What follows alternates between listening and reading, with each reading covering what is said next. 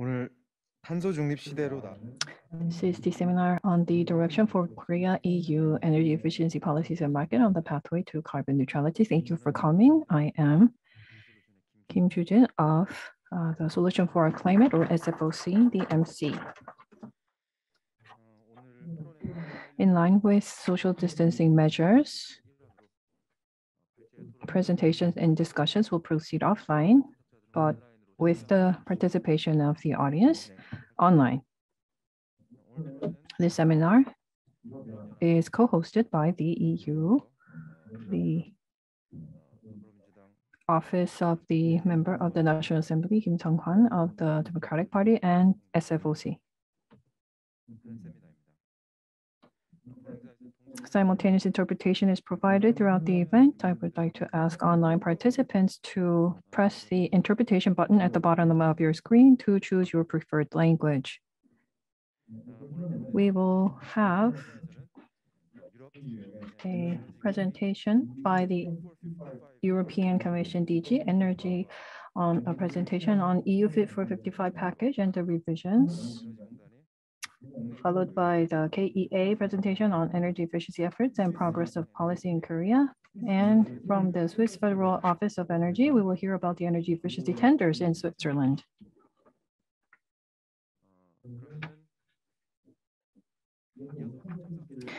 And this will be followed by discussion with representatives from policymaking and industrial sectors on Korea and the EU cooperation to expand our distinguished guests. Policy Officer Edita Nowak of the European Commission DG Energy is joining us online. Can we see the screen? And we have Dr. Kurt Bisang, Swiss Federal Office of Energy, who is also joining us online.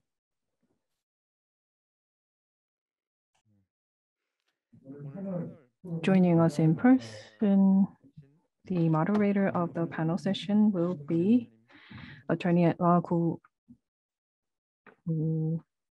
of the EE Law Office, Gu Min-hye. And we have in person Team Leader Lee Gang-hoon of the Demand Side Management Policy Division of KEA.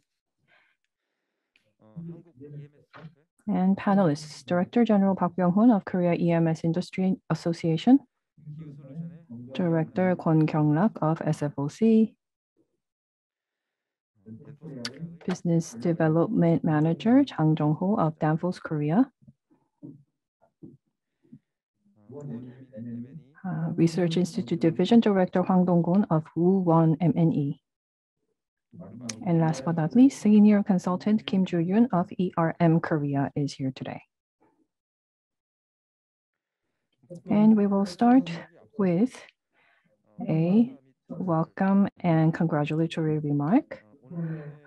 The host of this seminar, Representative Kim Seunghwan of the Democratic Party, unfortunately could not join us today in person, but sent us a welcoming message in video.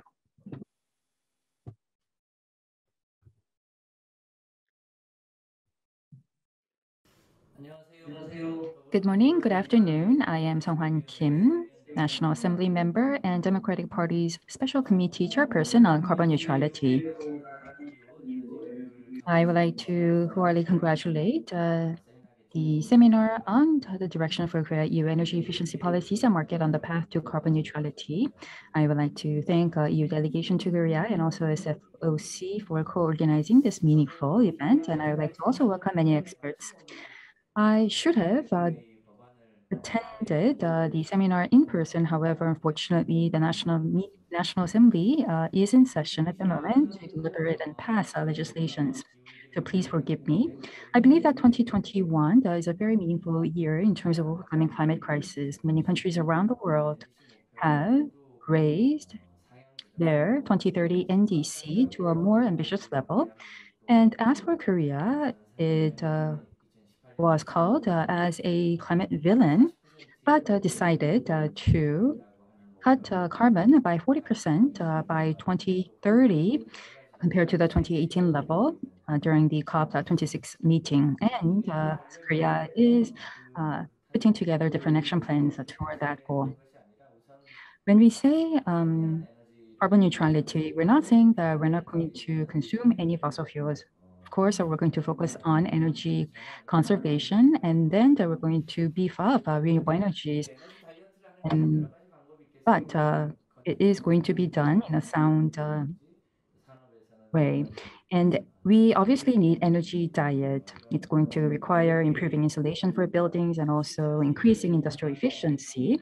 It's about using less energy and coexisting with Mother Nature. And I believe that this is imperative going forward. Today, I believe that the seminar is going to deal with the topic of energy conservation, how effectively we can reduce energy consumption. I believe that we can learn a lot from the cases of the European Union and seek measures to successfully achieve energy diet in Korea. I hope that many important ideas can be shared today. The National Assembly is going to make sure to institutionally and also budget-wise provide relevant support to attain those goals. Thank you. Thank you, Congressman Kim. Next, also in video, here's the congratulatory message from Minister Councillor John Volkert of the delegation of the EU to the ROK. Distinguished organizers, guests and speakers, ladies and gentlemen. It is a great pleasure for me to join you today virtually on behalf of the delegation of the European Union to the Republic of Korea. I would like to express my sincere gratitude to Seunghwan Kim, member of the National Assembly, and Ambassador Michael Reifenstuhl of Germany for giving close attention to the topic of energy efficiency, which is one of the key elements to achieving a net zero society by 2050. President Moon and the world leaders gathered in Glasgow for COP26 early November and reiterated their strong ambition and commitments to tackling climate change. Reducing greenhouse gas emissions in line with the objectives of the Paris Agreement will require an immediate and profound global transformation.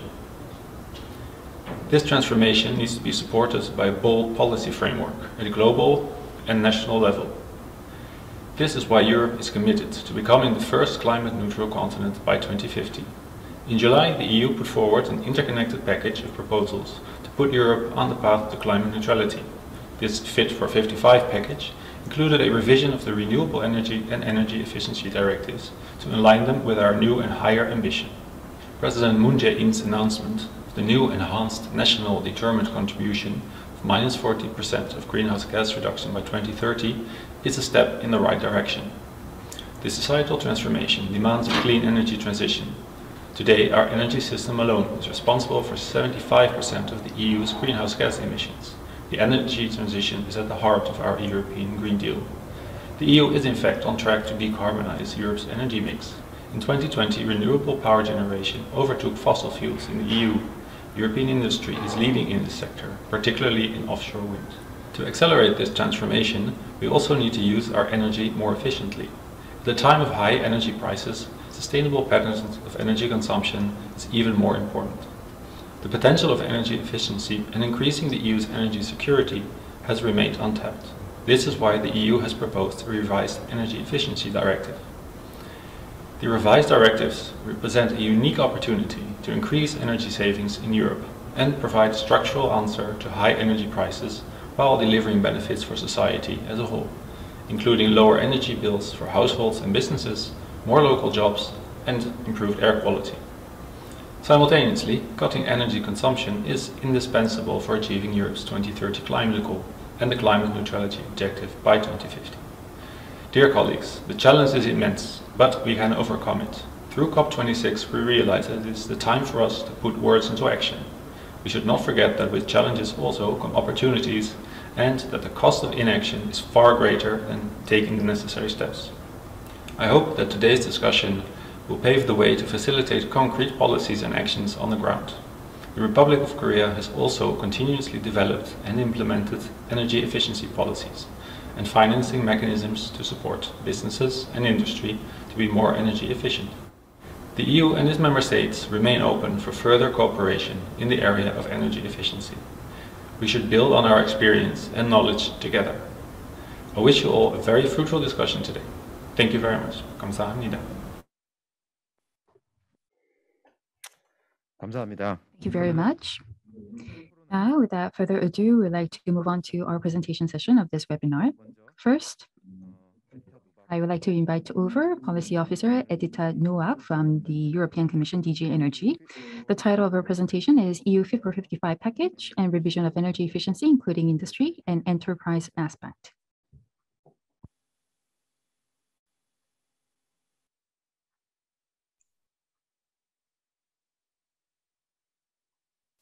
Thank you very much for this. It's a pleasure to participate today in this webinar, and thank you very much for the opportunity for me to present the details of the Fit for 55 package, and especially the forthcoming revision of the Energy Efficiency Directive.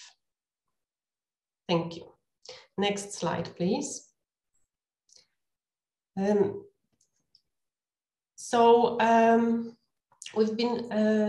European Green Deal has been already mentioned before in the introductory remarks, but I want to once again reiterate that the European Green Deal is the plan for a new strategy for the EU to transform the Union into a fair, inclusive and prosperous society with a modern knowledge-based, competitive, but also resource-efficient economy. Under the European Green Deal, our ambition is to make the EU climate neutral by 2050. In order to achieve this, the EU leaders in December 2020 agreed on a climate target plan that sets the path towards our climate neutrality by 2050. And the main element of the climate target plan is to reduce the greenhouse gas emissions at least by 55% by 2030 already in a cost-effective way. And since December 2020, the Commission has been working on updating EU laws and aligning them with this climate target plan. So the Fit for 55 package is the answer to this. It consists of, for the moment, 14 interlinked legislative proposals to align them along and to achieve the 55% greenhouse gas emissions reduction. Next slide, please. So as we can see, there are 14 legislative proposals. Some additional ones are currently under the preparation by the European Commission. They will be published virtually next week by mid-December, and they will complement the package as it was adopted already in July 2021. So we consider that already mentioned Energy Efficiency Directive and Renewable Energy Directive are at the center of Fit for 55 package, along with EU emission trading system, effort sharing regulation, land use change and forestry, energy taxation and CO2 emission standards for vehicles. The coherence between the different initiatives under Fit for 55 package ensures that different policy instruments of the package contribute to achieving this higher climate target of 55% emissions reduction. Next slide, please. So the revision of the Energy Efficiency Directive plays a key role in delivering the Fit for 55 package and the European Green Deal objectives. It proposes basically stronger measures, even stronger measures to support the required level of energy efficiency efforts in a cost-effective way. Next slide, please. So these cost-effective energy saving potentials are going to be unlocked by higher energy efficiency targets. And this is already indicated. This is 36% for final and 39% for primary energy consumption, along with other effective measures that will complement this effort. Here are the main elements. So EU binding target, as I mentioned, 36 and 39%. This is overall EU binding target to be achieved by the EU as a whole. This will be complemented by indicative member states' contributions. The next main element is the reinforcement of the energy efficiency first principle that I will talk about a little bit later. And then, of course, the measures to reduce energy poverty and help out the households that are in danger of getting into energy poverty. Next slide, please. So here are the main elements of the revision of the Energy Efficiency Directive. I will go along this 5 elements, and then I will complement by enterprise and industry aspects. So as I mentioned, I proposed new binding target for the EU, 36 for final and 39 for primary energy consumption. That is binding for the EU, complemented by the national indicative national contributions. These indicative national contributions will be calculated in line with a specific formula that takes into consideration the specificity of each and every country, namely the GDP, energy and industry intensity. The directive also proposes to increase the annual energy savings obligation in end use to 1.5% in buildings, industry, and transport. Member states will retain their flexibility and they can focus on the sectors which can create the biggest energy savings potential. This is a key instrument of the Energy Efficiency Directive and is expected to contribute to the headline overall EU target. Next slide, please. So energy efficiency first principle. Energy efficiency first principle has been written into EU law. First, it was done in 2018 with the governance regulation, and now the revision of the Energy Efficiency Directive strengthens even more these provisions. So basically, the aim is that energy efficiency first principle should be applied across all sectors, and not only energy, but also other sectors, and should be taken into consideration in all policy, but also investment decisions. So next slide, please. Yes, you can go slowly. So building on the revised Energy Efficiency Directive, Commission adopted additionally to the proposal for the revision, a recommendation and a guidance to member states on the practical implementation of the energy efficiency first principle. It will help to identify methodologies that could be used in a cost-effective analysis and provide practical examples.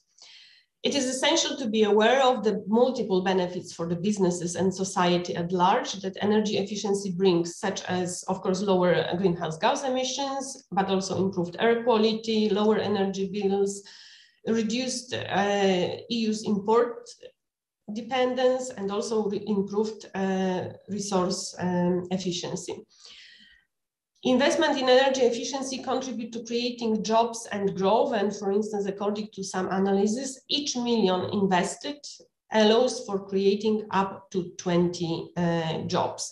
Of course, energy efficiency also plays an important role in reducing energy poverty. I will be talking later. Next slide, please.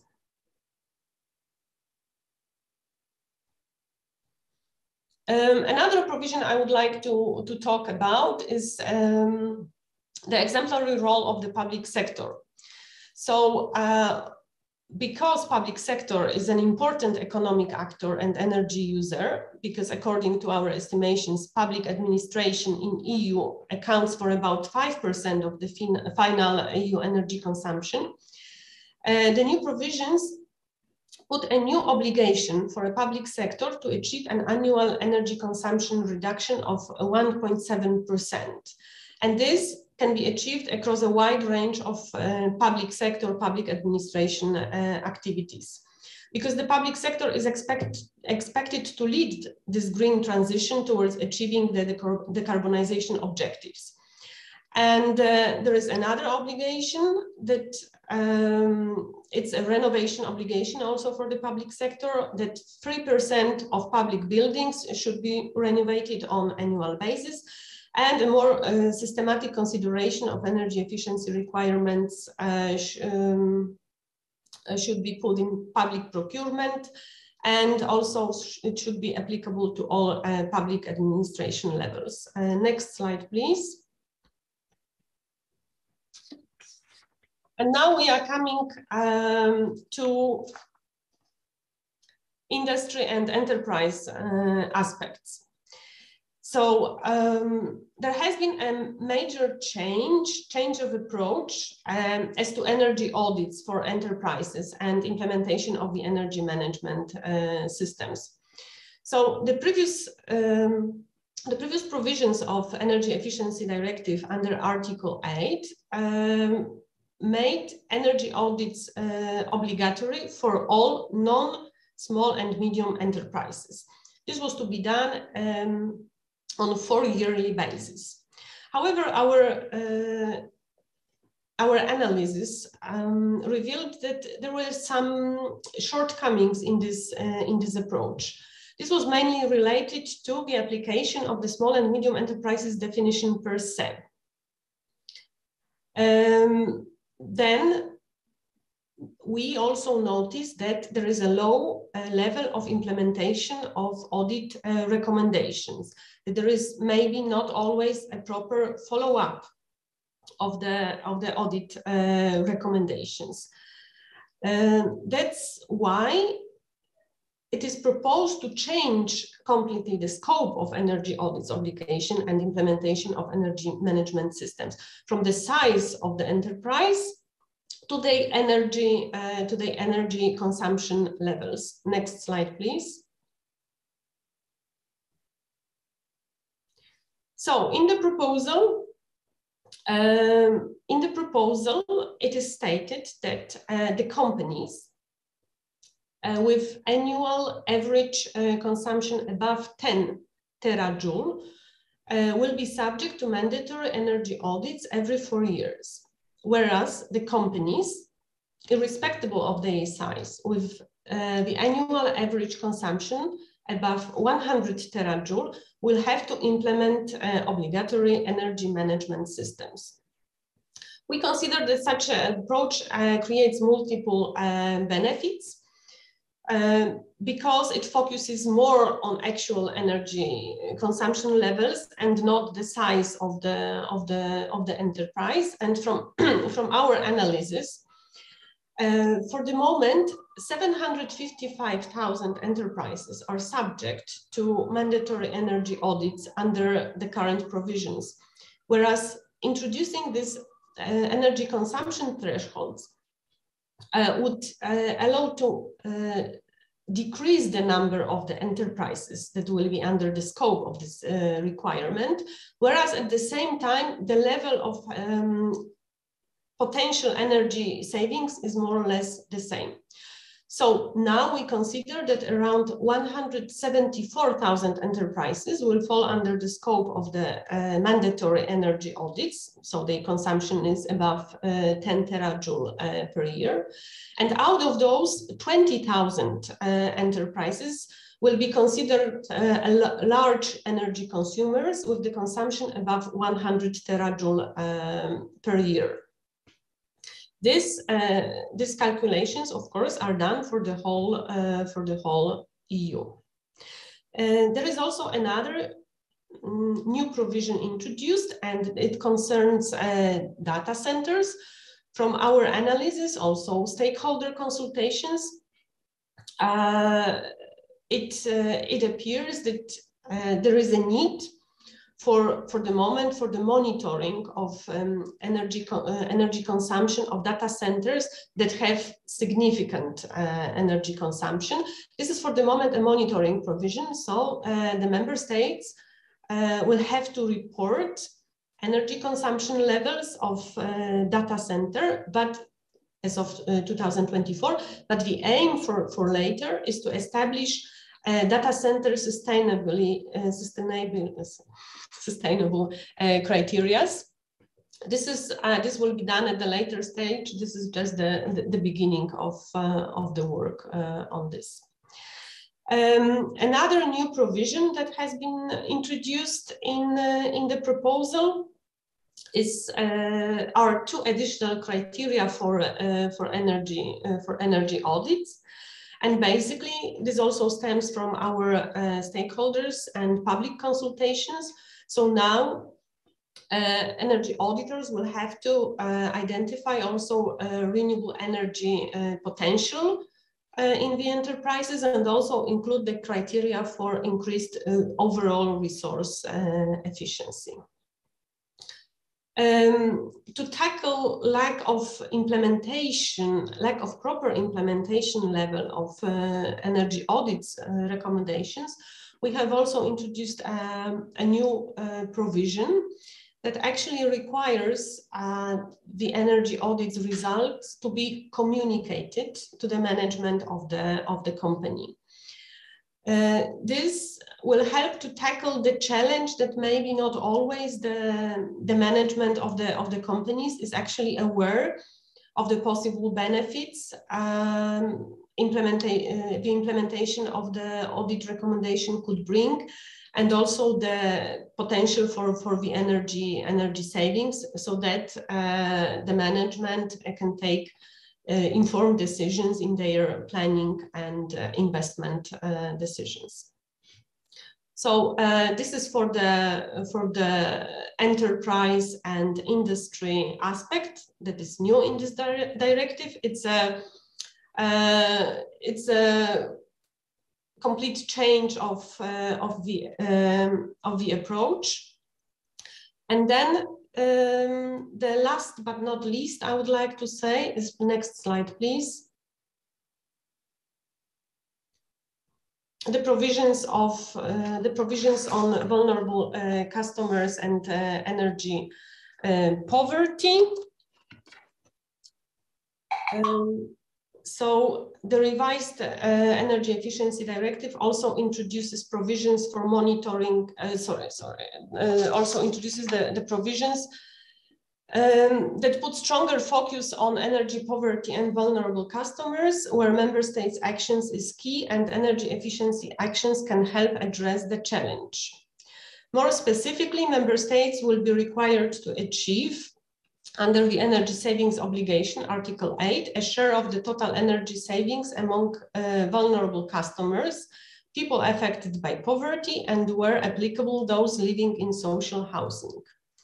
The dedicated provisions will help member states to deliver energy savings to vulnerable customers that in turn will help their energy costs to be reduced and provide incentives for renovating their houses, partially through the new Social Climate Fund, using also revenues from the revised EU trading system extension that will be aimed at mitigating distributional impacts of energy transition. So these were the main elements of the revision of the Energy Efficiency Directive as proposed under the Fit for 55 package, with some elements focusing strictly on enterprises and industry. Thank you very much.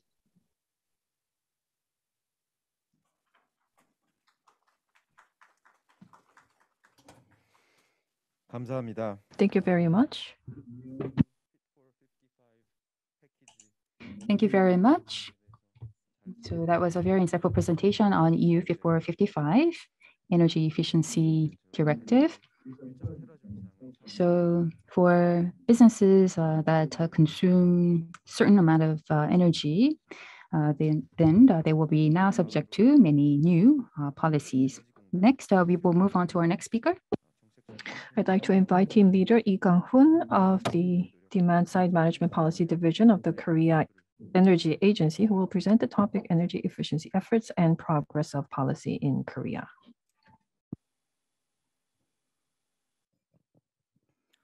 예, 안녕하십니까. Hello.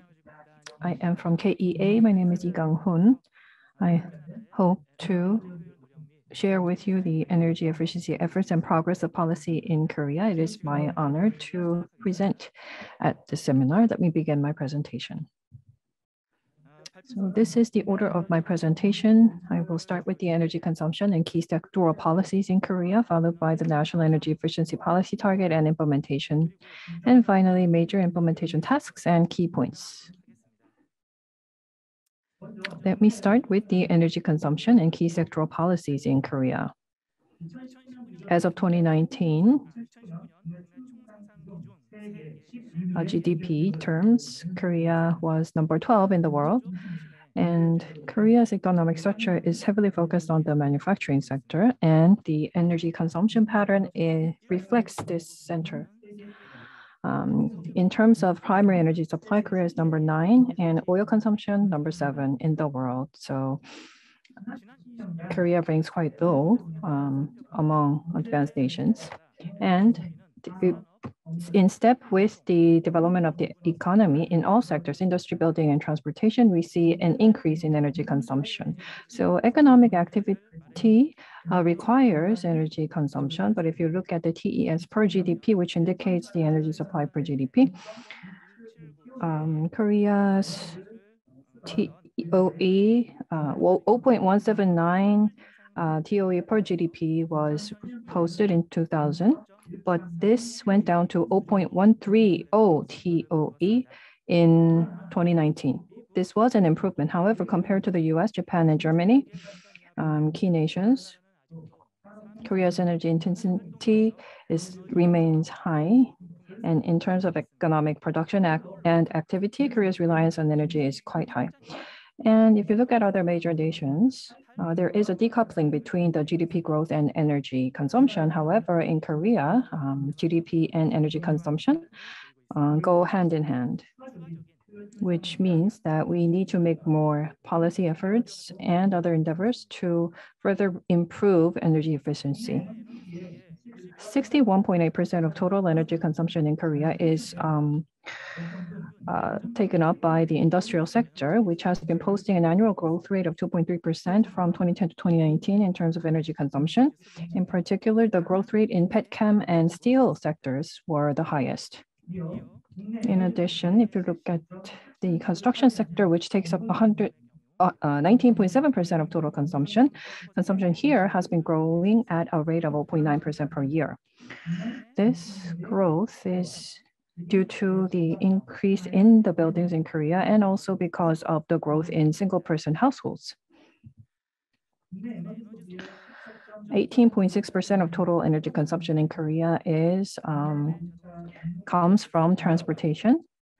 And the growth here is because of the increase in the number of cars registered and also preference for large cars. So as a result, the growth of energy consumption in transportation has been at 1.7% per annum.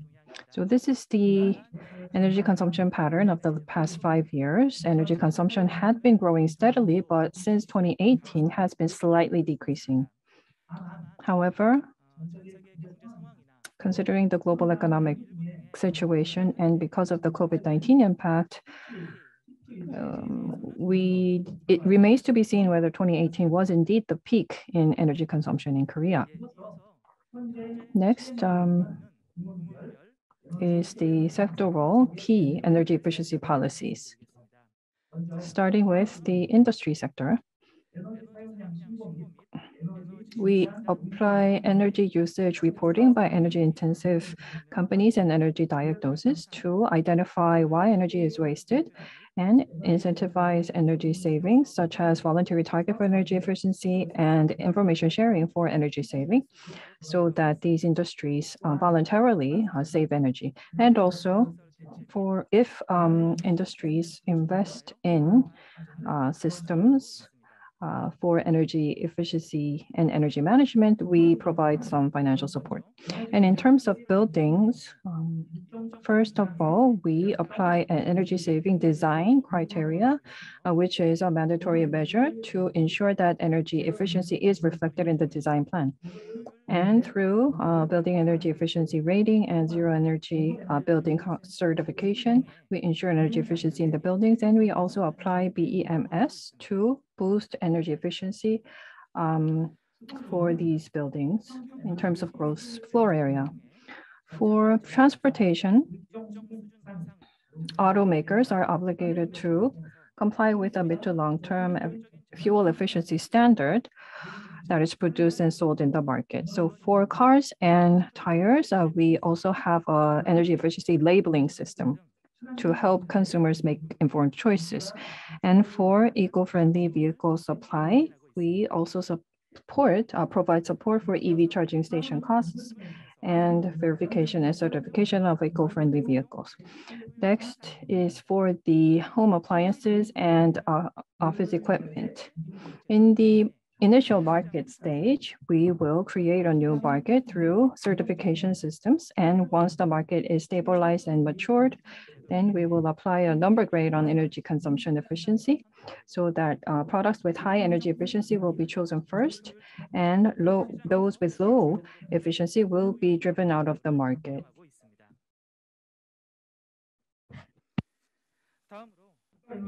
Next, I would like to take you through national energy efficiency improvement policy targets. Back in 2019, the government established and has been implementing basic plan for energy. Through energy transition, the goal is to promote sustainable development and also to improve people's quality of life.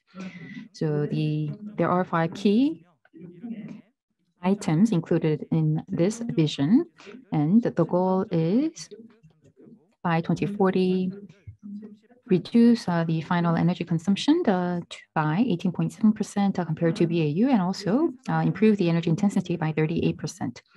Furthermore, the government also established the 6th basic plan for the rationalization of energy use, promote investment, and also municipal government-centered efficiency improvement efforts, real-time monitoring, bottom-up participation, and demand management, and energy transition, and efficiency improvement efforts, and demand-side management for those.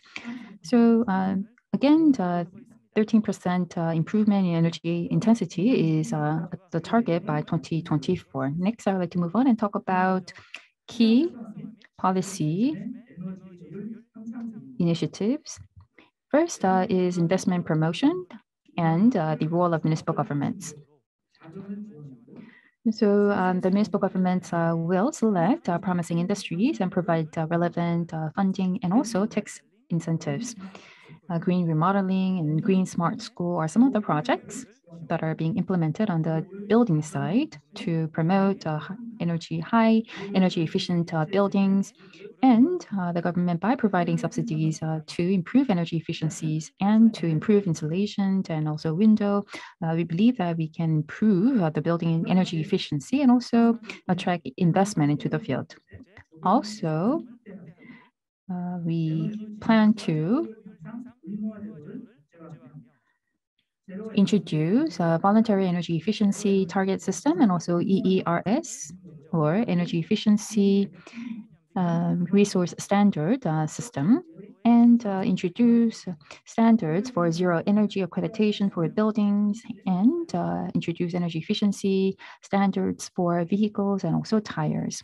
All in all, I believe that they will contribute to enhance energy efficiency in all these industry, building, and transportation sectors. Next is R&D. We believe that by building LEEN, or Learning Energy Efficiency Network, we can bring together public-private sector together along with academia. And by centering on SMEs, we can provide on-site consulting services and also provide customized efficiency enhancement and improvement plans. And also implementation results can be monitored afterwards.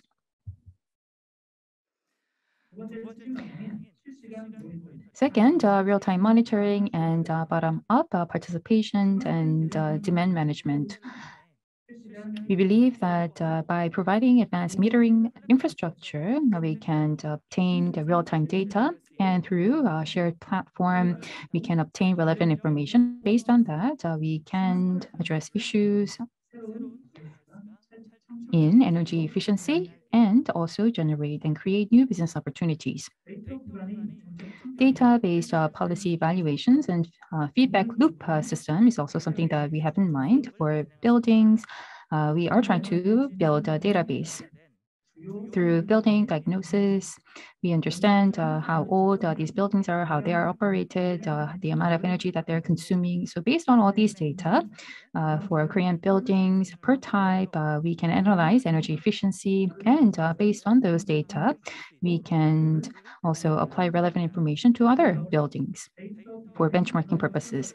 And also based on data, we can evaluate and assess the energy efficiencies of buildings so that the results can be later on feedbacked into future policies. Next is energy efficiency demand side management. Energy efficiency management system needs to be improved so that new household appliances can be strictly managed in terms of energy efficiency. And we can also set minimum standards and minimum requirements in terms of energy efficiency. And also by enhancing and improving the minimum energy efficiency required for appliances, I believe that overall, we can have highly energy efficient appliances out in the market. And also for consumers, when they purchase high efficient home appliances, we can also provide them with cashbacks so that we can create a virtuous cycle of enhancing energy efficiency. When doing urban development or when building new buildings of a certain size, then we are going to make it mandatory to review energy use plans, and the scope of buildings or projects under this is going to be expanded with time so that overall the energy efficiency can be improved. And for businesses, we're going to do follow-up monitoring so that large energy consuming facilities can improve their energy efficiency on the long run. Next, I would like to share with you public sector and their energy efficiency. When the government assesses their performances, in the past, we looked at LED use and also the introduction of green cars as their fleets. But we're going to improve that and look at more segmented areas like building, transport, and devices, and etc. And we're going to also encourage them to set energy demand reduction targets so that they can voluntarily make some efforts to improve energy efficiency and cut energy consumption. As I mentioned earlier, I believe that carbon neutrality is a must for our future. And to make that happen, renewable energy needs to be expanded and clean energy sources need to be expanded, and high energy efficient devices and appliances need to be promoted, and carbon capture and resource recycling are the things that we can use as an option. And unlike other policies, I believe that energy efficiency is something that we can do immediately with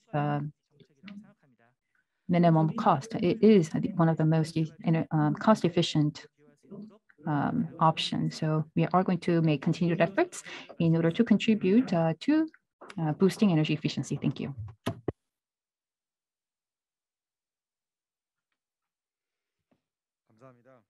Thank you very much, Team Leader Lee, for the presentation.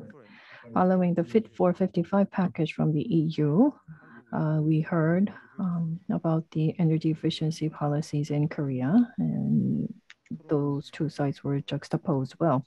And I hope to hear more about the difference between the two policies and maybe more questions about them. And next, I'd like to invite Dr. Kurt Bisang from the Swiss Federal Office of Energy, who will present the topic Energy Efficiency Tender in Switzerland, Experiences since 2009 and Outlook.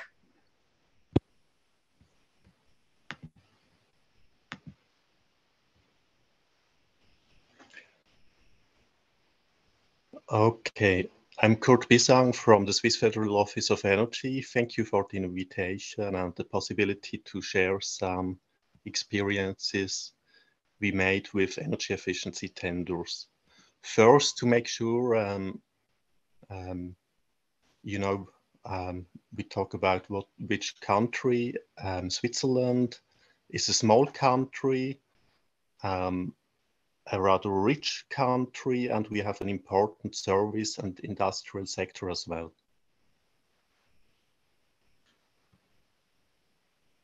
We have a number of instruments in energy efficiency policy, and I'm going to talk about an instrument that is mainly used in the economy, in the service and industry sector. I'm going to talk about subsidies for efficiency measures that are not yet economically feasible. We have other incentives for the industry as well, as to implement an energy management system, for example. But I'm going to talk about subsidies for efficiency measures and for electricity efficiency only. The industry is consuming 60 or more % of electricity in Switzerland. So this instrument is called pro kilowatt. It's an energy efficiency tender. We started in 2009. So far, per year, we save about 1.4% of the Swiss electricity consumption. And we have paid or reserved 270 million euros so far, which, if you make a calculation of the electricity savings over lifetime, we have 2.6 euro cents subsidized for 1 kilowatt hour of electricity saved. And with our scheme, we support more than 20 different kinds of technologies. We are open to any kind of technology that consumes electricity, but mostly we have electricity savings in lighting, motor systems, cooling systems, circulating pumps, auto pumps, and ventilation system. So how does tendering work? You might know tendering from renewables. There are a lot of tenders for wind energy and photovoltaic system, but how can you do the same system for energy efficiency? It's not as obvious. We have a lot of different technologies. It's not only offshore wind, for example. We have different target groups. It's more uncertain if how much savings the measures will really deliver. And as any subsidized, there might be windfall profits. So different technologies. You can see a number of technologies we give subsidies for, and they are very different, but we have only one criteria in the tender, and that is how much do we have to give as the federal administration per kilowatt hour of electricity saved. So we're looking for projects that do not need that much subsidies from our side to happen.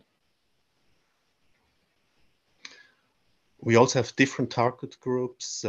We have bigger companies with their own projects, and we have programs which are bundling projects for smaller entities, like for households or small enterprises.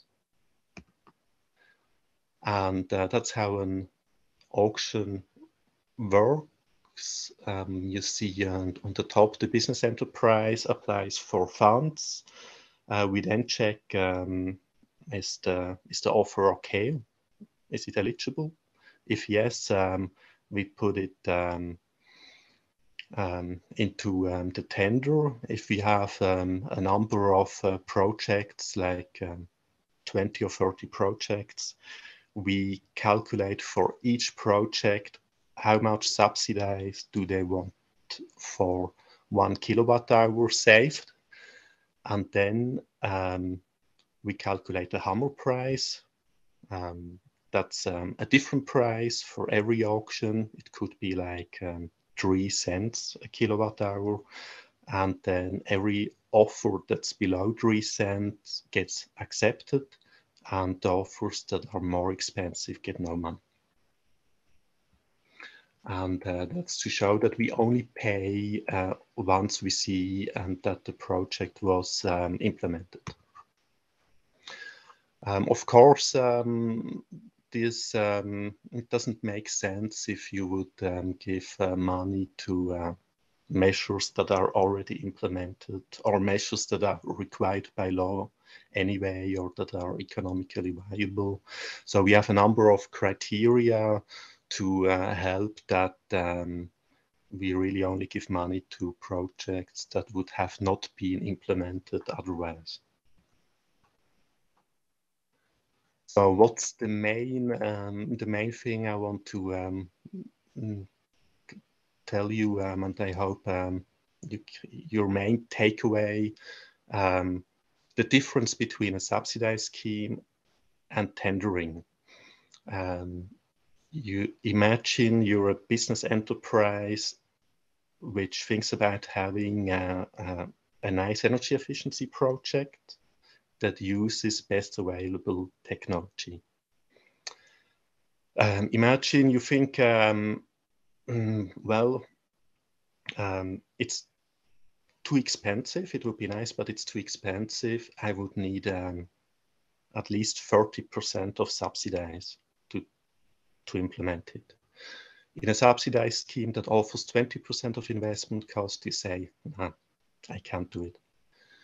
In the tendering, if you have a limit of up to 20%, it's the same. You just don't do it. If you are a business enterprise that thinks, well, it's not economically viable, but I want to give a very good example. I don't need any subsidy. But you see that the government is offering 20% of investment cost as a subsidy.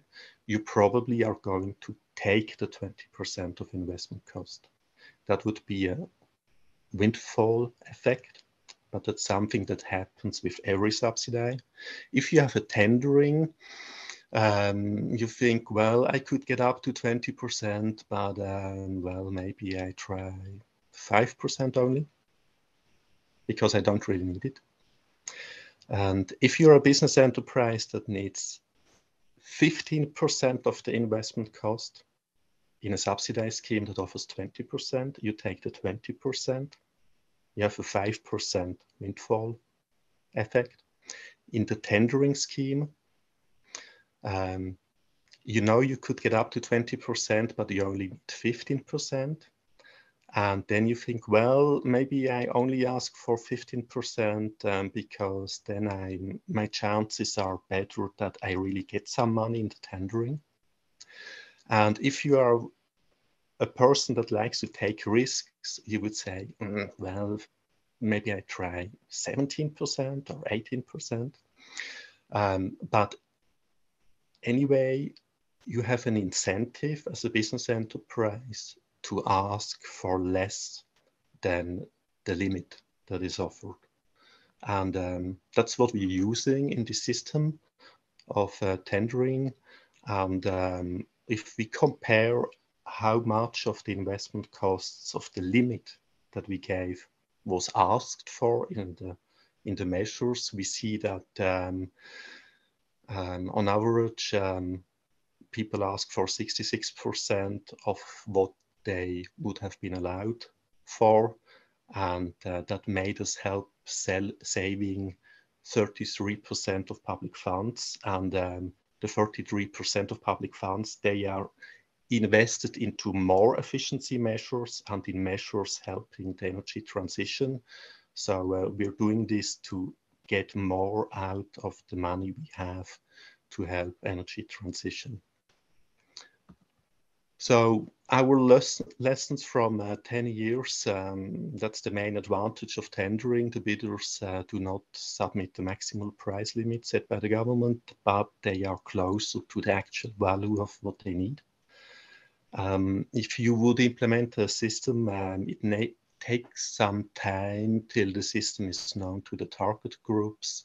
You have to adjust the rule every year. Technology develops, and you don't want to fund the same technologies as you did 10 years ago.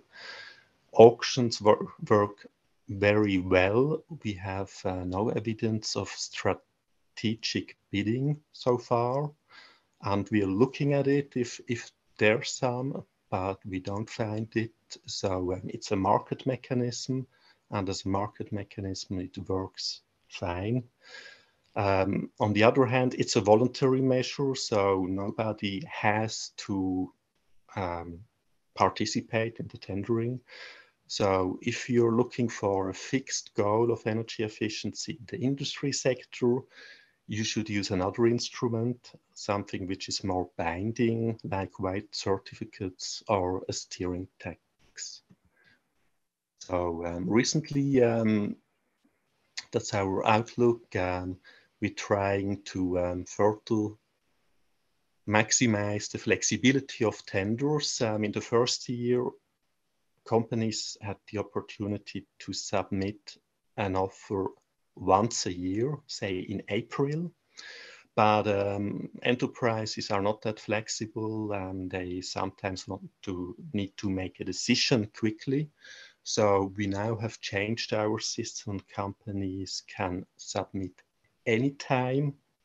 We do a tender each week from this year on, and we compare the offers submitted in this year together with the last 15 projects we had. If you're interested in a system like that, feel free to contact us. Then we're trying to make a per kilowatt better known in ESCOs and energy counseling. And we also see that the tender is working okay with bigger companies, small companies, and households. It's not really feasible to get them into a tendering scheme. So you want to address them by a more conventional subsidized program. And finally, there are a number of countries using that. Portugal has a very long experience, Germany, more recently Denmark, and Taiwan. So if you're interested, get in contact with those people, get in contact with us. We're always happy to share experiences. Thanks. That's it. Thank you, Dr. Bizang, for your presentation. So we looked at how market mechanism is used to adjust the overall energy efficiency, which was quite impressive. And it's a wonderful idea that maybe Korea should consider adopting. And now let us move on to discussions. For this general discussion session from EE, a law company, we have counsel Koo Min-hwae. You have the mic. Can you hear me well? Yes, hello everyone. Good afternoon, good morning. As was introduced, I am attorney at law Koo Min-hwae. I'm from EE.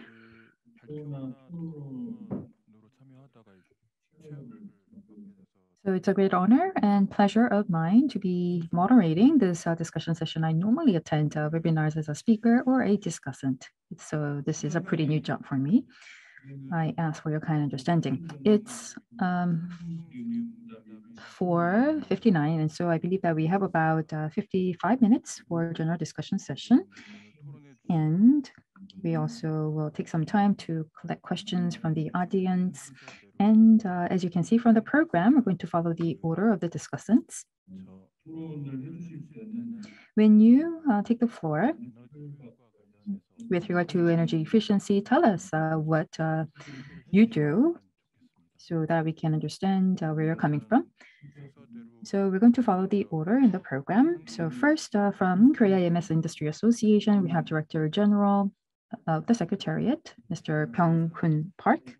Yes, hello everyone. As was introduced, I am Byung-hun Park, Director General of Secretariat of Korea EMS Industry Association. So allow me to introduce myself and the association that I work for. The Korean government introduced energy innovation measures and mentioned that energy efficiency is the most eco-friendly measure and the most economic measure.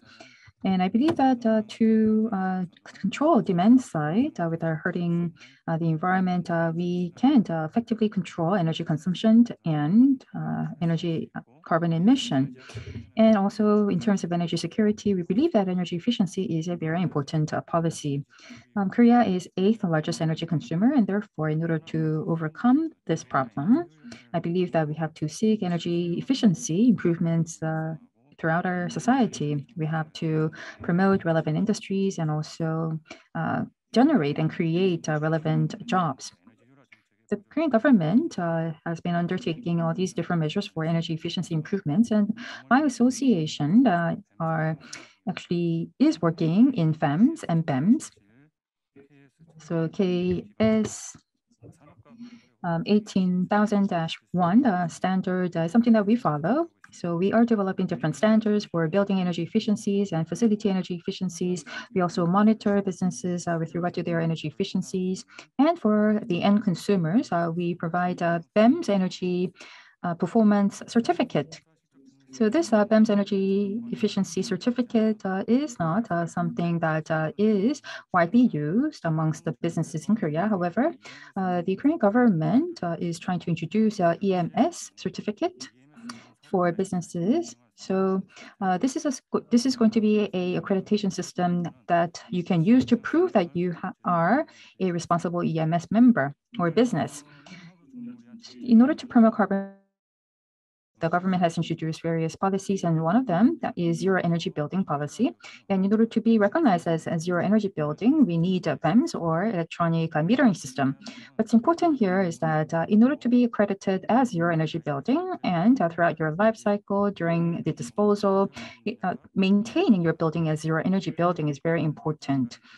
So in order to maintain that zero energy building certificate from production to consumption, you have to constantly manage the demand side, and you need relevant technologies to manage your business. And that is what BEMS is all about. So in that light, in order to get that zero energy certificate, zero energy building certificate, instead of simply installing electronic devices, you have to build overall BEMS infrastructure. So overall, you have to introduce those relevant systems to revamp your building into a zero energy building. EMS technologies that can be relevant for many different industries. For factories, control management can be done at microgrid, industrial PEMs, and also for remodeling, we can do government renovations. And for apartment units, we can apply the technology. And also for industrial buildings, we can use it in order to enhance energy efficiency and energy rebuilding. Technologies are also available, and smart energy city control center can adopt this technology in order to promote energy monitoring. But even though you have all these relevant mechanisms, if you don't have the talent to monitor and to operate, then those technologies will be useless. Therefore, Korea EMS Industry Association in 2021 did a survey amongst EMS businesses, and we asked them about their employees. And we learned that about 190,000 are working in EMS, and women 18%, and engineering background 52%. In 2022, we've asked their employment plans, and they said that they're going to employ about 70,000 and construction about 7,000. And businesses, when making their employments, engineering 51% will be recruited amongst the ones with a prior industry background. So when it comes to energy demand management, we also heard from the businesses that talent is not sufficient. And so in order to, we've asked how much manpower they lack, and about 2.8 per business, and BA and MA, about 36 point answer that they lack. So the association is working to improve their manpower situations. And so we are introducing programs to nurture talents. So our graduates can join large companies and also the industry. And we also developed NCS, which is Energy Efficient Building Management certificate. And based on that guideline and certificate, we are also introducing training programs to nurture manpower. We've also obtained a government certification to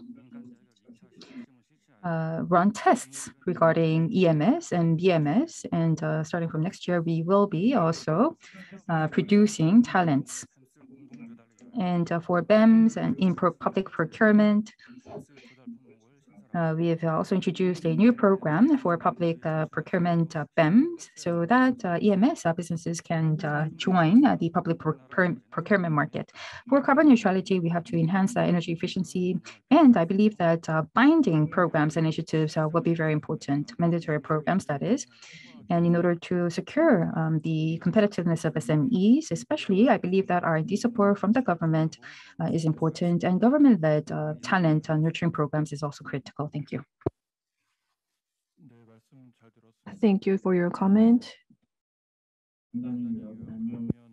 So if I may summarize, so zero energy buildings and also factories for EMS of them, I think the maintaining accreditation, and in order to also enhance their energy efficiency, I guess they have to maintain the zero energy certificate. So I think that was one of your key messages. Thank you.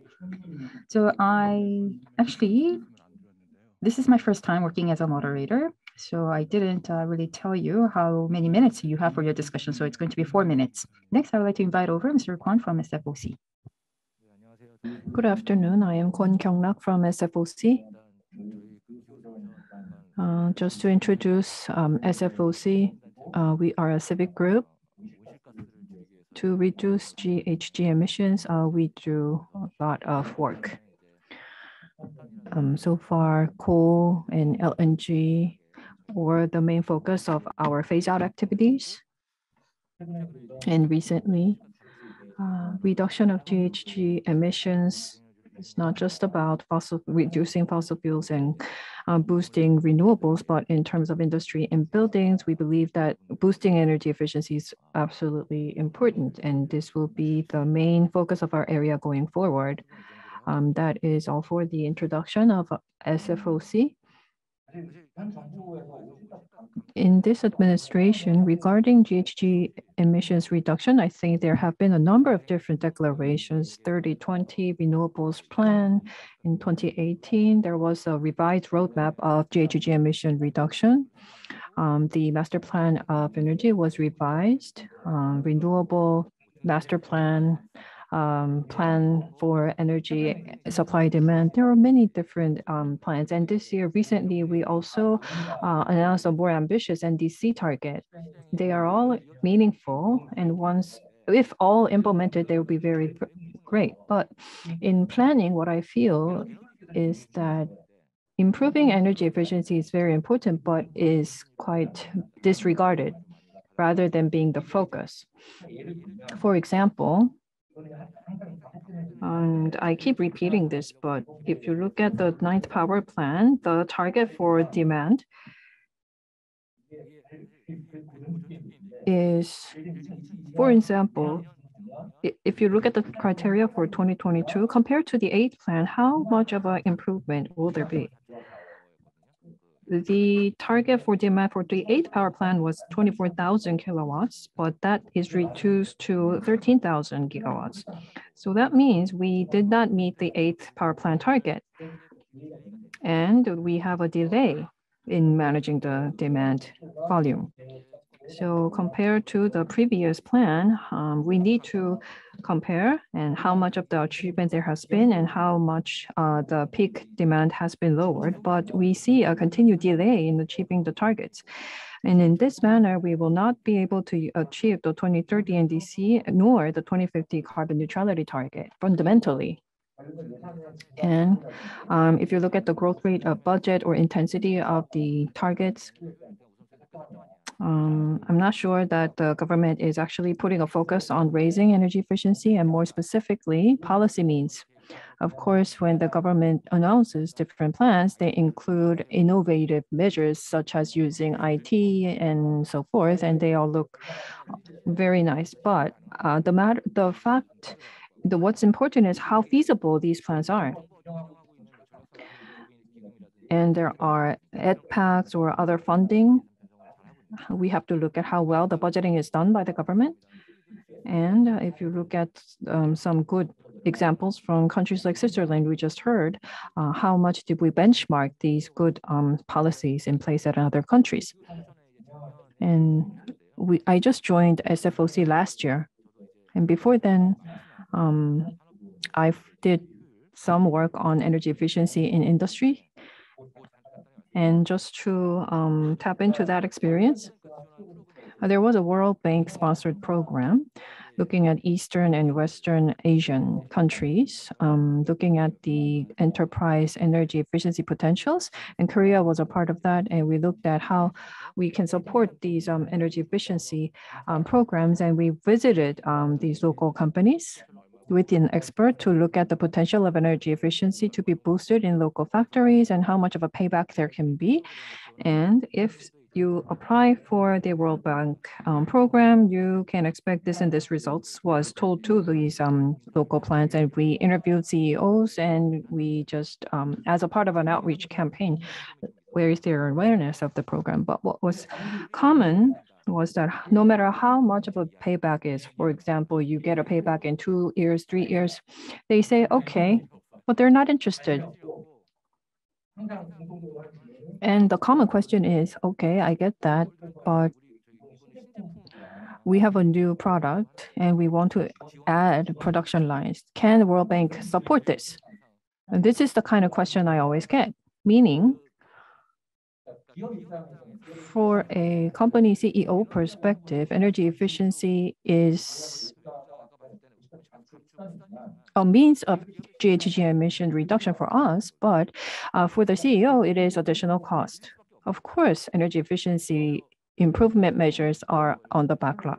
It's not a top priority. If you add additional production lines and you get investment, that is a top priority for the CEO. But for any programs that would cost him, that should be done at the CFO level, for example.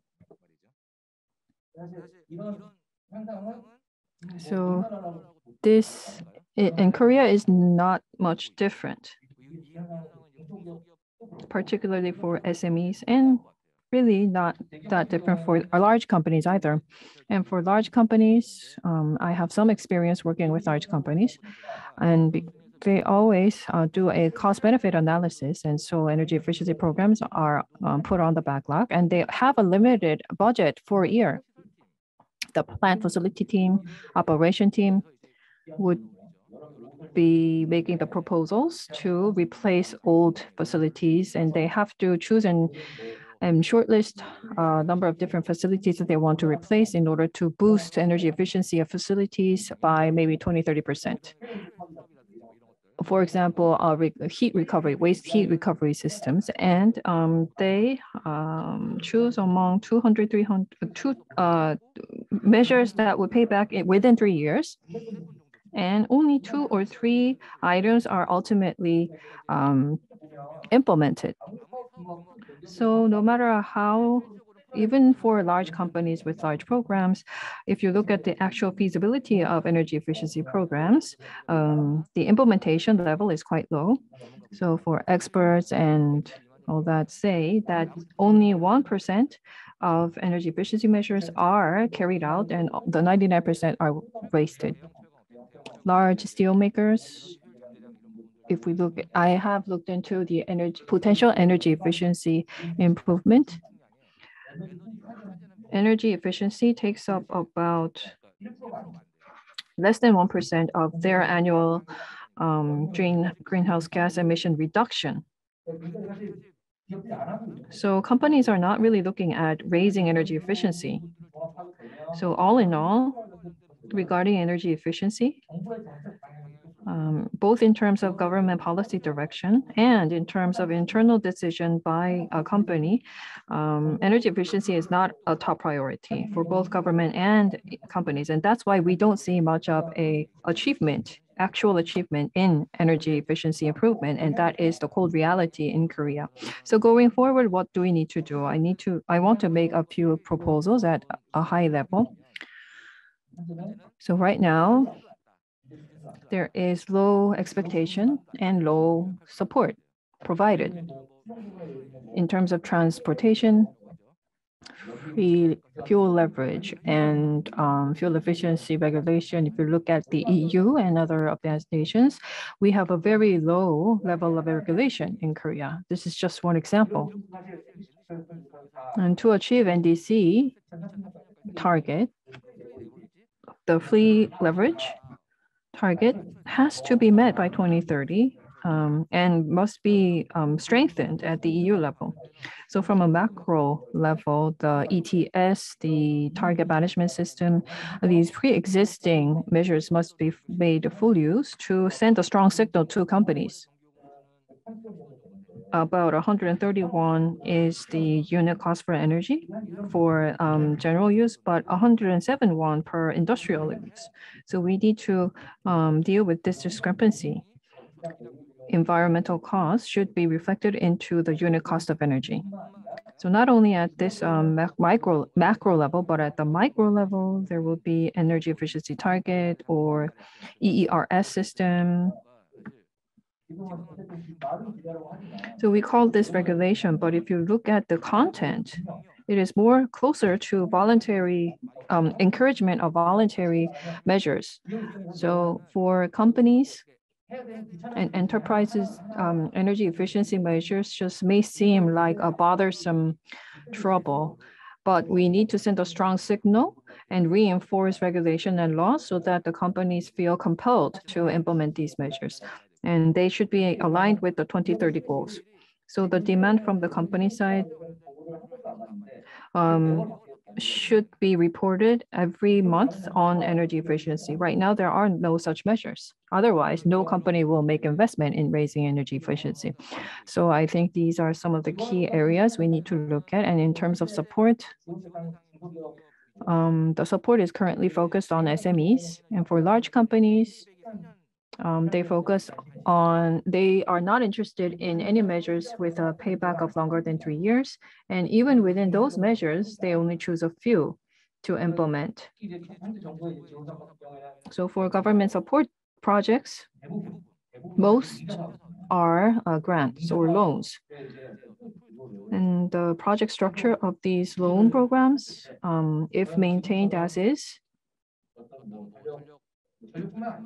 not only in electricity, but in terms of energy demand management, even if we set a target, I'm not sure if those targets can be met. We heard from the Switzerland presentation about the tender. Tender system is a good best case example for us to benchmark. So yes, I am wrapping up. We will see more opportunities and they can be used to be reflected in more funding projects. So the level of support, government target on energy efficiency improvement should be more reinforced. Thank you. Thank you very much for the comment. I will not summarize that comment.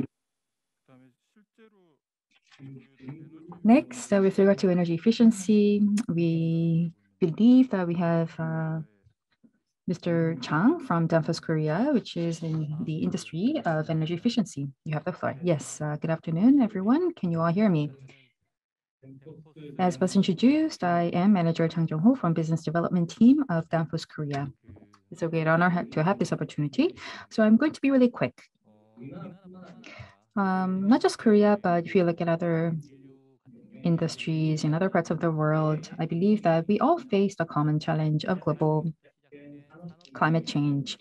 I believe that the world has achieved significant growth through industrial revolution. I believe that this crisis that we encounter today is the Mother Nature saying no, not anymore.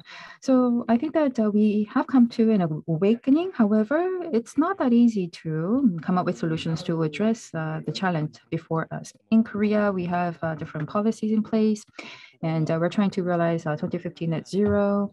And the government also raised the 2030 NDC. And in order to cut even more carbon emissions, we have many different detailed policies and action plans. And by one of them is to by 2030 provide 4.5 million EVs and hydrogen cars and build relevant infrastructure. However, I think that generating power or energy to operate these vehicles could lead to carbon emission. The EVs may not necessarily produce any emissions or energy while being operated or while running on the streets. However, the production process will require energy, and that is why I think that we have to look at the whole picture. Just because we are using less energy or not using energy doesn't mean that other parts of the industry is doing the same. There can be other parts of the industry using more energy. So we have to look at the whole picture and bigger picture. Another thing is that since I'm in the industrial sector in Korea, I get to meet many people from the industry, and we all say that we tend to focus on different measures when we have something new to work on.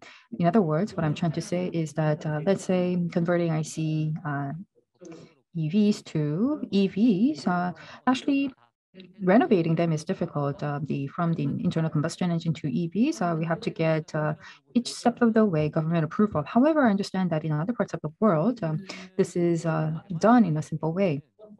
Danfoss, we have an office in Taiwan, and buses are being converted into EVs. So it's a new business for Danfoss Taiwan. And we also have ships, vessels, and cruises, and they are being converted into EVs. So renovation projects are applied for these different internal combustion engine cars, ships, and etc. So I think that we also have to look at not just inventing something new, but revamping and reusing, repurposing what we already have. This is also the case for factories and buildings, not just mobility. We talked about new types of energy efficient buildings. So, constructing whole new energy efficient buildings are good. However, I believe that we also have more than 30-year-old buildings in Korea, and we can't really wipe them out and build new buildings altogether. Inside, we may have very important facilities and tools. So I think that if we can replace those old systems with new, more energy efficient systems in those buildings, I think that we can achieve our target in terms of energy efficiency. Danfoss Korea is very much devoted since 2007 to improve energy efficiency, and throughout the world, Danfoss factories are working to achieve that goal. I believe that we were able to improve energy efficiency by 80%, and CO2 emissions, we were able to cut about 33% compared to 2007. 2030 goal for Danfoss is to emit zero CO2. So step by step, I think that we're getting closer to that goal. And Denmark, Sønderborg, in Denmark, Sønderborg, we also started building a Danfoss R&D center. So we are planning to get platinum accreditation in Denmark, and then Danish IAEA probably is going to introduce this as a very important new initiative. So in that new building, we will be able to live and also test out different features of the building. So government support and public-private partnership is very important to test different options. I believe that producing something new is important. However, we have to also look at existing systems and existing equipment and tools and think about how we can make them more efficient And I think that that can also be a viable solution for higher energy efficiency. Danfoss is committed to energy efficiency and eco-friendly technology development. And by doing so, we wish to contribute to Korea's goal of 2050 net neutrality. Thank you. Thank you very much. Building something new is good. And however, Mr. Zhang from Danfoss Korea emphasized how we can refurbish and repurpose what we already have for better energy efficiency. Thank you for that comment. Next, I'd like to invite Division Director Hwang Dong-kwon of U1 MNE.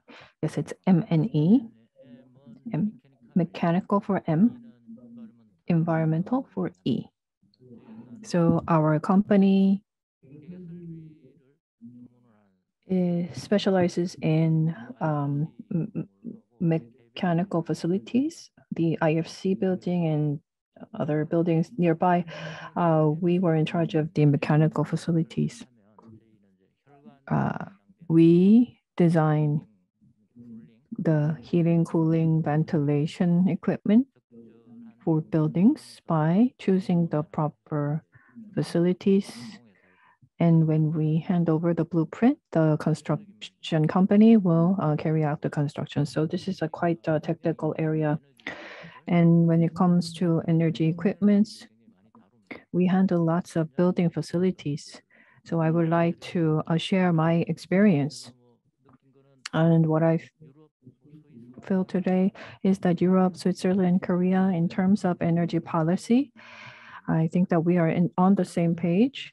Of course, we need to learn from one another, and we have to catch up with Europe, actually. And so I think we have quite similar policies in place. For example, the EU Fit for 55 package. The 4 large buildings with 1,000 DOE or above must carry out an EMS, BEMS or EMS. We have a BEMS system in place in Korea for public buildings. This is mandatory, but I would like to know about how it actually is implemented. We do have these systems in place, but they are really useless because we monitor the large buildings, but does that lead to actual reduction in energy use by large buildings? Not really. We only simply do the audit and that's it. And it is just a formality. And because of fierce competition, we have an audit and that's it. If we look at the data about BEMS, not much data is submitted in the first place, and what data is submitted is not even correct. That means we have a system in place, but nobody checks whether everything is in working order. We only have the plan and no one checking the follow-up. This is how most of the factories or buildings are operated. So in this sense, I think that follow-up and ex-post management is absolutely important. So first of all, we must follow the energy law when we design our buildings. And then by 2025, private sector buildings must have a mandatory measure in place for zero energy building. Remote monitoring in BEMS must be in place and targets must be implemented. But all you do is design and not really implement. I'm not sure whether the actual energy use has been checked by the government. Nobody does it, but certification is issued all the time with the blueprint for the building. And the supervisor will actually go to the site and check that the construction actually follows the blueprint. But whether the plan is actually implemented for energy efficiency, that part is just disregarded. No one monitors real energy efficiency implementation. So the system and the actual are there's quite a gap between the two. And I think that the energy agency is not doing this because it's hard to do, although I have submitted a number of proposals. And you really need to work more on ex post management because we have good systems in place, but I don't think that actually led to a real energy efficiency improvement. And we heard about the tender system in Switzerland. It is voluntary, but still very effective. It is not legally mandatory to submit a tender, but they were able to save 33% in funding and also achieve a lot of energy savings, which is has great implications for Korea. But if we have a similar system, maybe there will be the issue of collusion among companies. But I think it's a great system that we need to learn from and benchmark. So two things. Number one,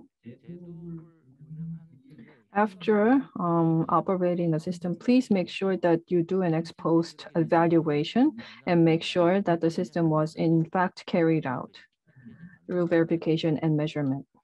And secondly, we heard from good case examples from overseas, benchmark those systems in a way that fits the Korean situation.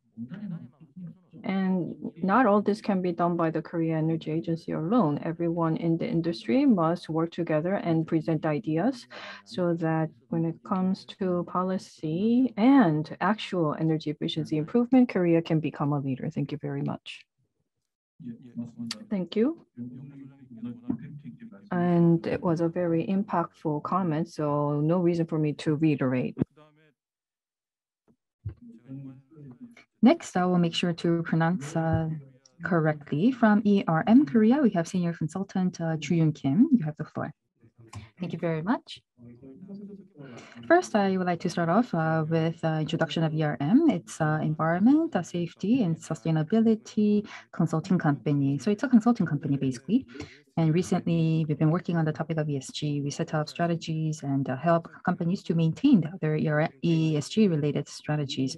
The team that I work in has to do with green building certification and also real estate ESG accreditation.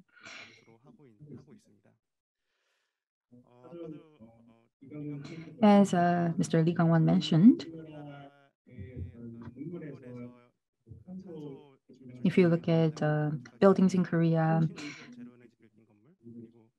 we look at new buildings and existing buildings. For new buildings, we are trying to make it mandatory to have them zero carbon buildings. And for existing buildings, we're trying to make it renovate them into more greener buildings.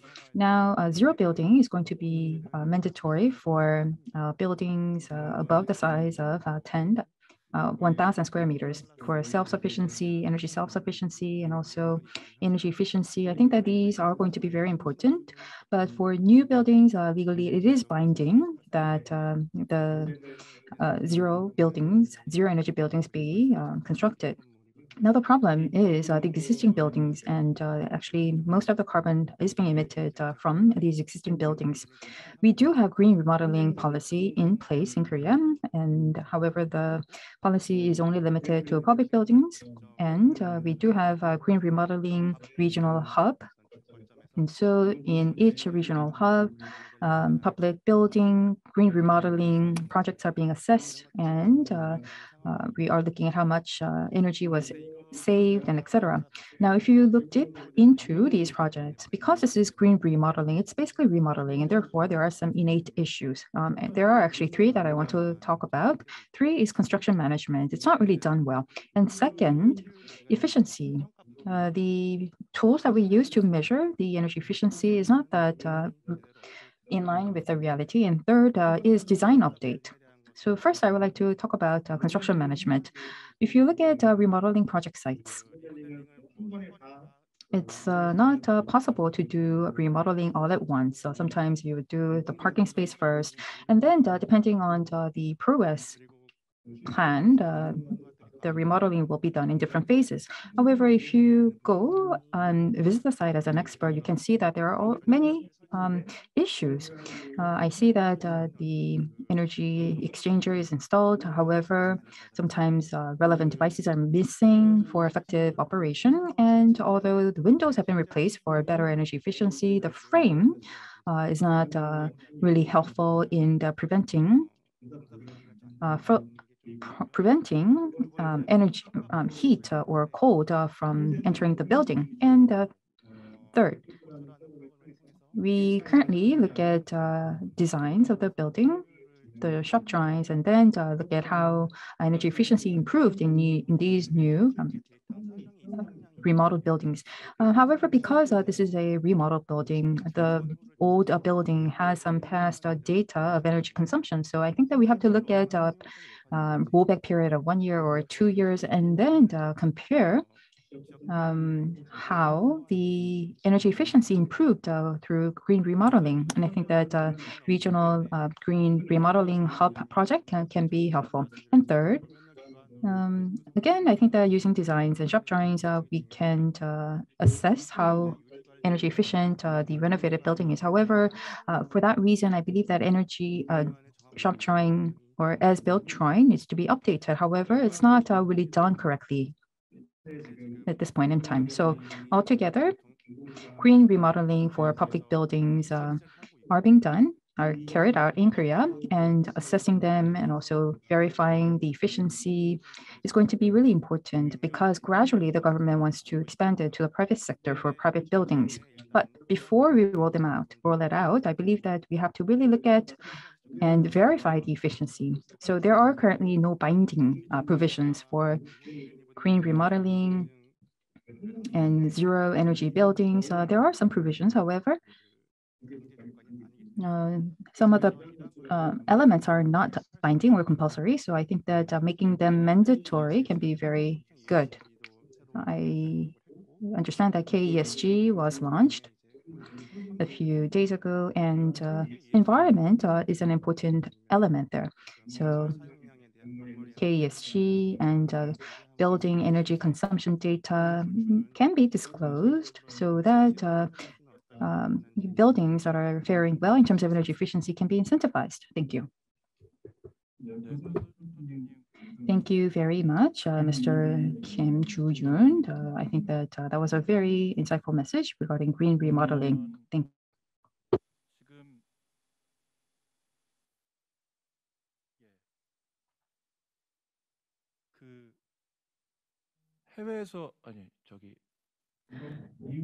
And regarding the presentation from EU and Switzerland, if you have any questions to those two speakers, why don't we take those questions first before we move on to roundtable discussions? Any questions?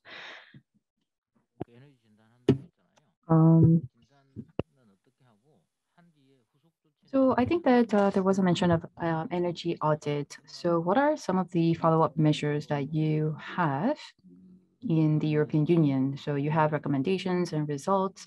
So with the outcomes or the results followed up, I think that energy audit was mentioned by our presenter, Ms. Nowak.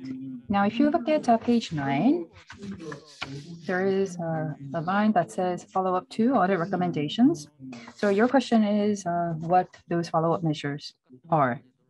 Yes, I asked this question is because the reason why is because Korea also has a similar system or program. However, all follow-up measure that we do is produce a report every 5 years.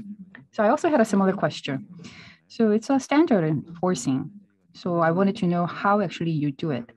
In Korea, we have like top-down, very lenient measure. However, in the European Union, I think that standard forcing is done in a very strict manner. So I want to know in detail how those implementations are verified.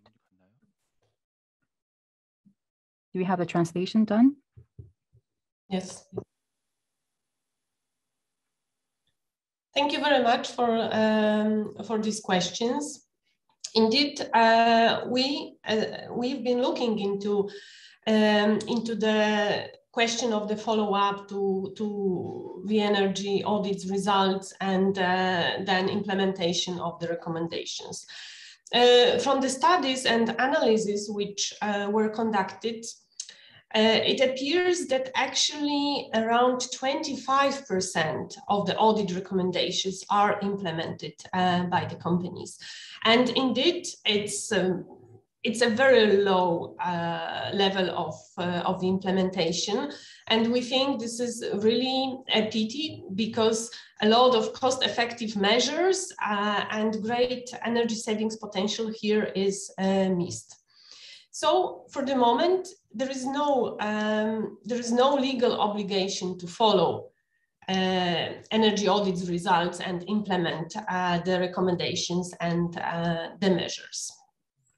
So in the new proposal, as I already mentioned, the aim is at least to make aware the management of the companies that there is a saving potential, that there are measures that can be implemented to increase energy efficiency of the companies. So for the moment, the legislation does not impose the mandatory implementation of the audit recommendations, but this is how we wanted to steer it, so that at least the CEOs, they know that they are aware that there is a potential, that there are certain measures that can be implemented, so that the companies can benefit from this.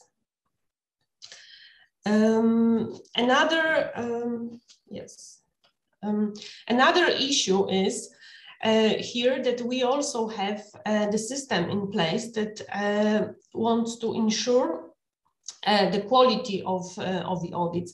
That's why in the new proposal, we propose that the member states ensure that the quality checks are carried out, so that the accuracy and validity of the audits are ensured. So this is in two lines. First of all, to ensure somehow the follow-up of the audit recommendations, and on the other hand, to ensure the independence, quality, timeless, and accuracy of the energy audits. But this is member states.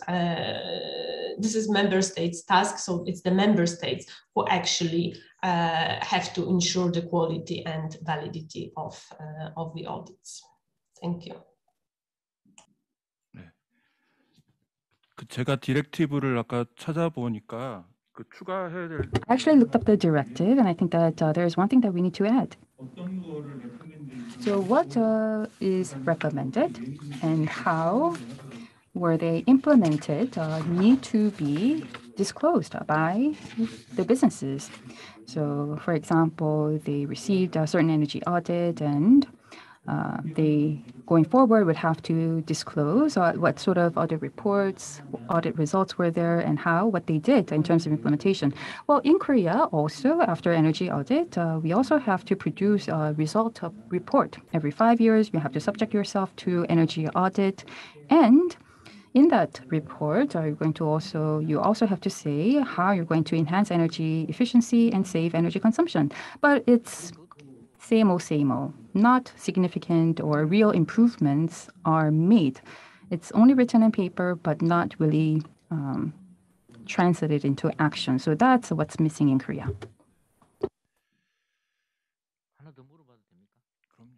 Can I ask one more question? Regarding EMS, energy management system, in Korea, we also have BEMS, and BEMS is mandatory for public entities, and for large buildings, BEMS need to be installed. However, the problem is manpower shortage. So we have EMS. However, the level of skill of the operators are not that high. The analytical skills, the manpower, and the skill to take action based on the data results is not that high enough. So the system is there, the system is installed. However, all the operators do is turn on and off. They're not really fully making use of that sophisticated system. So I think that earlier one of the discussants mentioned manpower and talent nurturing. So my question is, how do you solve this problem? Do you have similar problem? For EMS, do you have talents? Do you nurture talents? Sometimes I understand that there is a center an intermediary that manages multiple buildings at BMS. So how do you do this in Europe?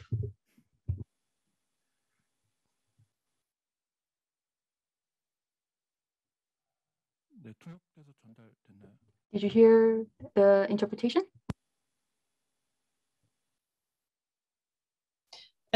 So maybe I will start with the question, with the first question about the publication of the audit results and the implemented measures. We've looked into this issue as well. And of course, there is always a question of the secrecy of business secrets. And we were trying somehow to combine it, like not to impede much of the business secrets, and also to somehow steer the companies towards making the audit results publicly available. So for the moment, the proposed measure is that the companies that are obliged by the legislation, either European or national legislation, to publish their, for instance, annual reports. This would be the case, for instance, for the stock companies that have to publish every year a report on their activities. So this is the proposed measure that these companies will have to publish both the audit results, but also the implemented recommendations. So on one hand, all audit findings have to be published for these companies. And on the other hand, also later on, which audit recommendations they have decided to implement it and in what way. And another question, the second question on energy management systems and the challenges, and also sometimes the lack of the skilled force. Of course, I understand this is not a question only to me, but also to the participants, and I would be happy to hear how you handle it in Korea. Yes, indeed. But there is somehow lack of skilled forces, but we see it more as a challenge and not as a threat, in the way that this can also, the implementation of the energy management systems and deployment of different technologies can actually create additional jobs, additional high-skilled and well-paying jobs. So this is also the case for increased vocational training, for increased training on the job opportunities. And basically, as I'm saying, this is more opportunity and not a threat for stimulating more knowledge-based, skilled and good-paying jobs. Thank you.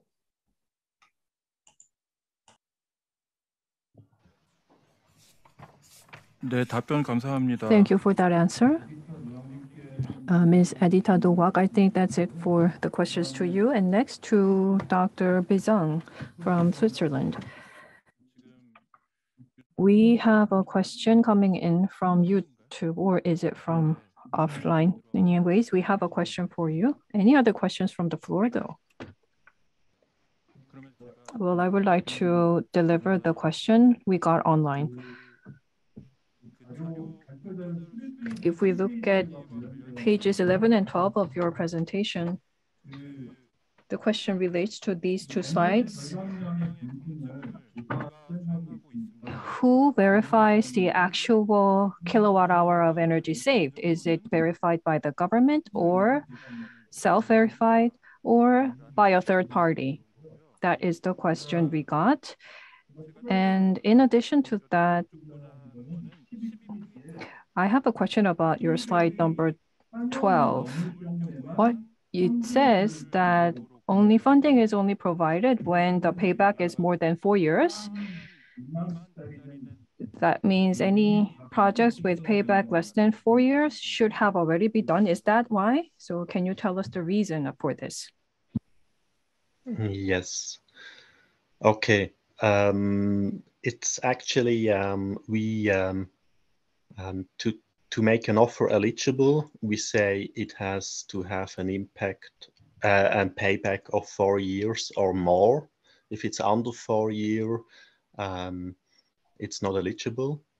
And if after implementation we see that the project was much economically much more feasible and attractive, then there's no subsidy needed to be given. We follow a federal law by doing this. And we had to use this in cases where companies submitted offers for changing lighting system to LED. They took 2 years to implement it, and the prices of LED decreased rapidly in this time. So it just, the market already solved the problem meanwhile. And to verifying the savings, we have a subcontractor who verifies the reports given by the companies who implemented the measures. And we look over all the reports in-house in the office as well. And if we think it doesn't look good or reasonable, we do an on-site audit. We go to the company and look at how they did it. And also we verify the whole documentation. And then I would like to add something to the last discussion you had regarding to manpower, having enough skilled people. Every country in Europe has an energy agency with projects trying to increase the knowledge and to foster further education, to have skilled people. In addition, some countries, and we are one country, we also provide subsidies to certain kind of management systems and to certain analysis of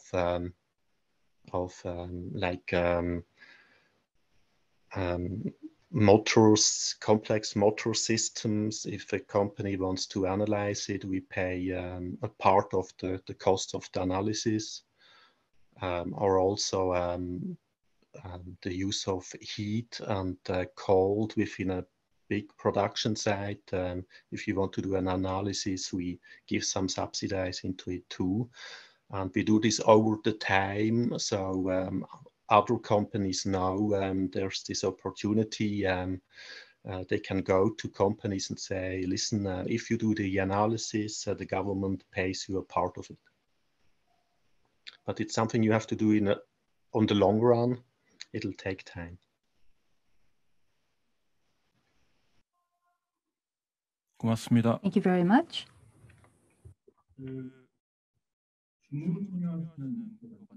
I think that from TUB,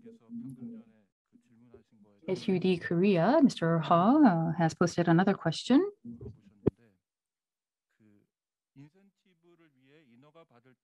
So when you get the incentive, the actual efficiency and what was calculated at the time of submission of the auction, I think that you discontinue incentives provided, if this is the case. So are there any side effects to rolling back this system?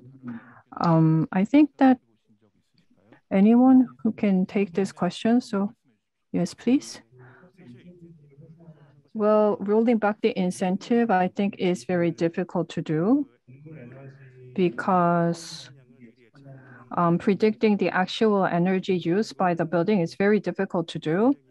In Korea, we use an Excel spreadsheet-based energy evaluation tool called EcoTool that we developed to evaluate the actual energy used.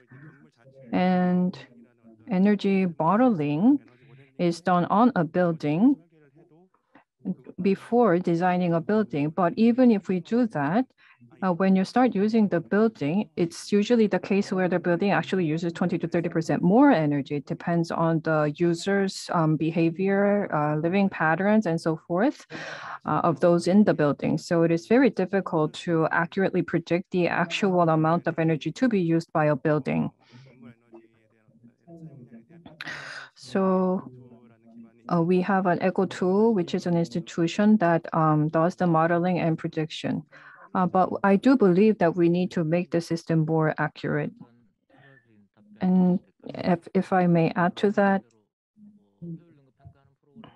yes, ECO2 program is the one that's used in Korea to evaluate the energy efficiency. It does not cover all the new renewables that are coming out in the market, for example. You want to use a fuel cell, it's not a part of the program. So the program needs to be upgraded, and there are some objections to the algorithm used by EcoTool. And rolling back the incentive, one of the reasons it's difficult to do is because what was given out as an incentive would be an incentive based on floor area, or you can reduce the size of landscaping, for example, up to 12%. But once you have already built the building, you got an incentive for floor area. So we built a building of 30-floor building, but just because we didn't carry out our plan, we cannot just blow away two floors from the building. So once after measuring the energy use, then we should provide an incentive accordingly, because right now we give out the incentive before a building is built. What we can do is for local governments, they give out tax credits for acquisition tax and so forth, and that can be rolled back. The tax can be imposed later, but reducing landscape size or increasing floor area, well, those measures really cannot be rolled back once building is built. And that's really why private sector companies want to get this incentive, because once they obtain the incentives, they will be allowed to build more floors. And that means much more property gains once the building is constructed. So that's why these private sector companies go out of their way to get the green certificate. But does this system really lead to actual energy efficiency improvement in Korea? Does this incentive program actually work? Well, I think we need to look for other ways. Thank you very much. It's 5:58 Korea time, so I think that I can spare one more minute to Mr. Kang-hoon Lee. I know that you're not representing the Korean government, but still, don't feel pressured.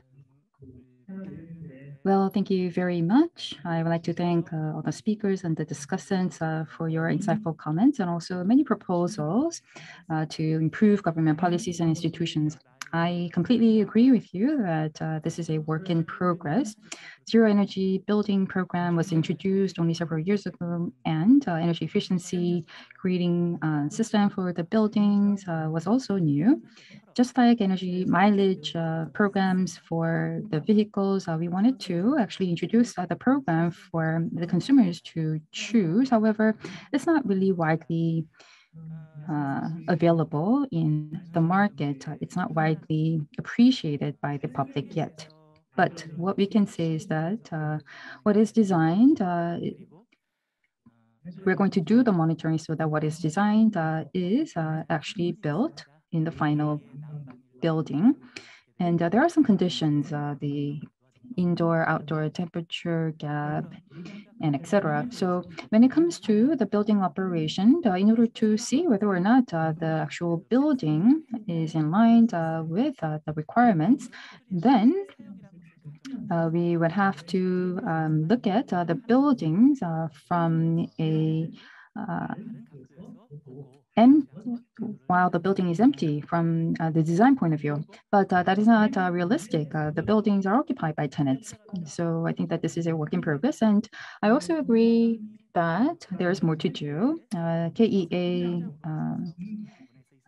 actually was relocated to outside of Korea. So BEM system and also automatic control systems was something that we also considered for building our new KEA office. And I also felt that there can be something more that we can do. So KEA is going to make efforts going down the road so that the suggestions and proposals that you made can be implemented in reality. Thank you very much for your inputs. Yes, this rounds up the discussion. Thank you. This concludes the seminar on the direction for Korea-EU energy efficiency policies and market on the pathway to carbon neutrality. I thank all participants for joining us. Thank you very much.